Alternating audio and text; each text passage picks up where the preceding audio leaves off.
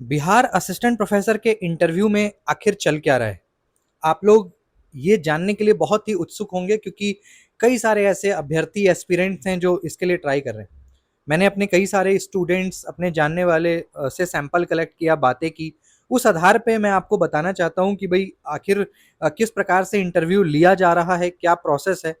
आपको पता है कि टोटल 6 सब्जेक्ट्स में ये जो प्रक्रिया है वो चल रही है, जिसमें मुख्यतः हिंदी, इंग्लिश, इकोनॉमिक्स, सोशियोलॉजी, इस तरह के विषय हैं और सभी में करीब 422 सीटें हैं।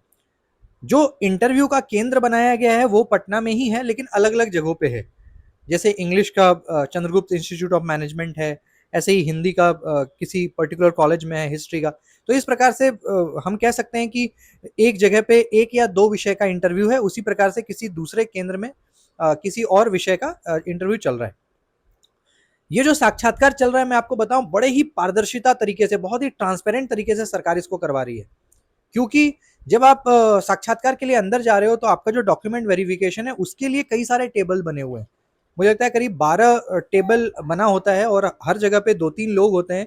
और क्योंकि एक शिफ्ट में आप मान के चलिए कि 150 से 250 बच्चों को बुलाया जा रहा है, तो पूरा 12 टेबल, और उसमें हर टेबल पे 2-3 जो बिहार सरकार के अधिकारी हैं, गृह विभाग या तमाम सरकारी कर, वो लोग बैठते हैं और वो आपका एक-एक डॉक्यूमेंट को बड़ी ही बारीकी से चेक करते हैं, चाहे वो 10th हो, 12th हो, यूजी हो, पीजी हो, पीएचडी हो, नेट हो। उसको चेक करने के पश्चात अगर वो आपका वेरीफाइड हो गया, अगर आपका कोई भी डॉक्यूमेंट मान लीजिए कि आप नहीं लेके गए हैं, तो हो सकता है कि आपका वो वेरीफाई ना करें, आपको इंटरव्यू के लिए ना भी भेजें।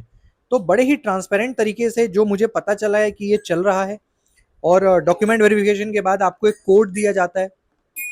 और मैं आपको बताऊं कि ये इंटरव्यू भी पूरी बहुत ही अच्छे तरीके से, क्योंकि टोटल 10 से 12 पैनल आपका बना हुआ है और उसमें से किसी भी एक पैनल में आपको भेजा, जब मान लेते हैं कि जैसे 12 पैनल है या 10 पैनल है, सभी पैनल में 4 से 5 प्रोफेसर बैठे हैं। वो प्रोफेसर कहाँ के हैं किसी को नहीं पता।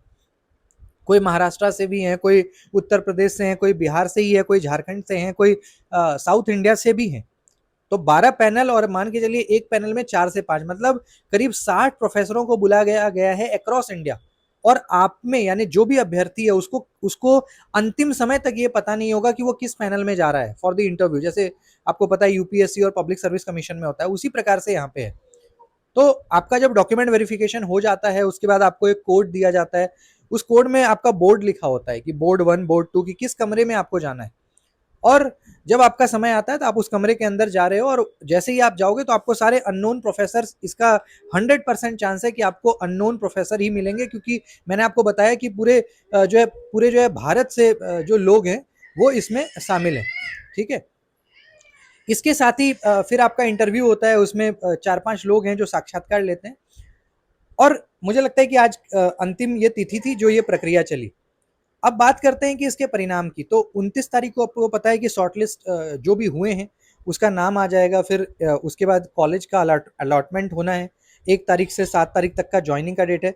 तो बड़े ही अच्छे तरीके से सरकार की जितनी प्रशंसा की जाए उतनी कम होगी, क्योंकि इसमें जैसा कि मुझे ये भी पता चला है कि जो बिहार के कैंडिडेट्स हैं उनको वरीयता भी मिल रही है। देखिए अब क्या होता है ना, क्योंकि देखिए इसमें जो आपके जो सारे 10-12 देखे गए, तो 10 से लेकर के पीएचडी नेट तक, तो आप में से कई सारे ऐसे स्टूडेंट भी थे जिनकी ये प्रॉब्लम आई थी कि भाई मेरा पहले शॉर्टलिस्ट हुआ फिर आगे हटा दिया गया। तो उसका रीज़न यही था कि बहुत ही अच्छे, मतलब कोई कमी ना रह जाए किसी पर कि आगे चल के परेशानी हो।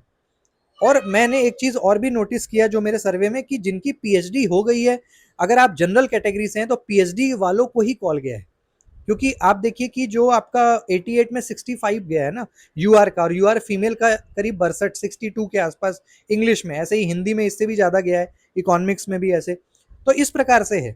बाकी अगर आप बिहार के हैं, अगर आप ओबीसी एससी एसटी, तो उसमें कम फिर गया है, किसी का 57 58 भी है, इस प्रकार से। तो मिला जुला के कि बड़े ही अच्छे तरीके से चीज़ें चल रही हैं और बहुत सारी शुभकामनाएं हैं इस विषय में। किन्हीं को कोई और भी क्वेश्चन हो, कुछ पूछना हो, तो निश्चित रूप से आप मुझे संपर्क करें, मैसेज बॉक्स में डालें, कॉल भी कर सकते हैं। मैं आपकी मदद करूंगा। धन्यवाद।